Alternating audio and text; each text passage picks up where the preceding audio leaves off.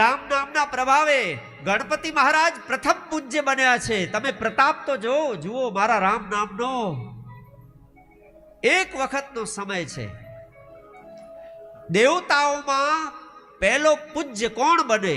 સૌ બધા જ દેવતાઓમાં એની એક હોડ લાગી છે. એટલે નક્કી એવું થયું કે જે પૃથ્વીની પરિક્રમા કરે અને પહેલો કૈલાશ ઉપર આવે એ પ્રથમ પૂજ્ય બને, એવો નિર્ણય થયો છે દેવ સભામાં. બધા જ દેવતાઓ પૃથ્વીની પરિક્રમા કરવા માટે પોતાના વાહનો લઈને નીકળ્યા છે. ઐરાવત હાથી લઈને ઇન્દ્ર નીકળ્યો છે.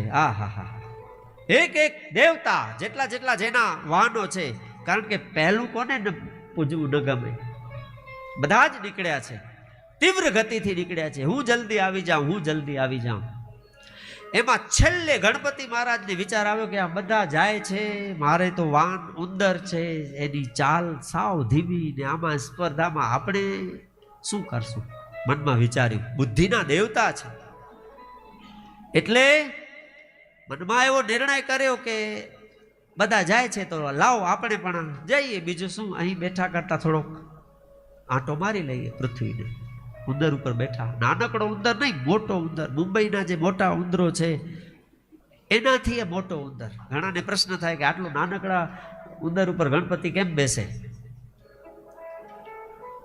તો ગણપતિ મહારાજ નીકળે છે.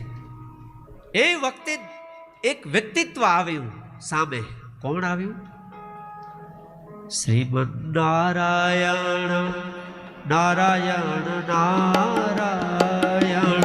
શ્રીમન નારાયણ નારાયણ નારાયણ. શ્રીમન નારાયણ નારાયણ નારાયણ. શ્રીમન નારાયણ નારાયણ નારાયણ. લક્ષ્મી નારાયણ નારાયણ નારાયણ. લક્ષ્મી નારાયણ નારાયણ નારાયણ. વેંકટેશ નારાયણ નારાયણ નારાયણ. વેંકટેશ નારાયણ નારાયણ. લક્ષ્મી નારાયણ નારાયણ નારાયણ. લક્ષ્મી નારાયણ નારાયણ નારાયણ. નારદજી આવ્યા છે. બધા દેવતાઓ ખ્યાલ આવ્યો કે નારદજી આવે છે, પણ જોયું નહીં. જેમ આપણે ઘણીવાર નથી કરતા, આવી રીતે રસ્તામાં કોઈ મળે આપણને એને બોલાવો નથી તો એને ખબર ન પડે, એમ આપણે જોતા નથી, એવી રીતે આપણે નીકળી જઈએ. દેવતાઓ આવી રીતે નીકળી ગયા. દેવતાઓને એમ થયું કે આ સાધુ મળ્યો, એ મળશે એટલે વળી કથા શરૂ કરશે ને એમાં સમય જશે અને આપણે રહી જશું પાછળ. આપણે તો પહેલું પૂજાવું છે એટલે એને અનહોની એને અનસુની કરીને બધા જ દેવતાઓ નીકળી ગયા છે. ત્યાં તો ગણપતિ મહારાજને જોયા, એકદમ કૂદકો મારીને ઉતર્યા છે નીચે અને સાધુ અને સંત એના ચરણોમાં પડ્યા છે. દેવર્ષિ સમાન બીજો મોટો સાધુ કોણ હોઈ શકે? ભગવાન કહે વિભૂતિઓમાં હું દેવર્ષિ રૂપે છું. એ દેવર્ષિના ચરણોમાં ગણપતિ મહારાજે પ્રણામ કર્યા છે. કેમ નીકળ્યા છો? ક્યાં જાઓ છો? આ બધા દેવતાઓ ક્યાં જાય છે?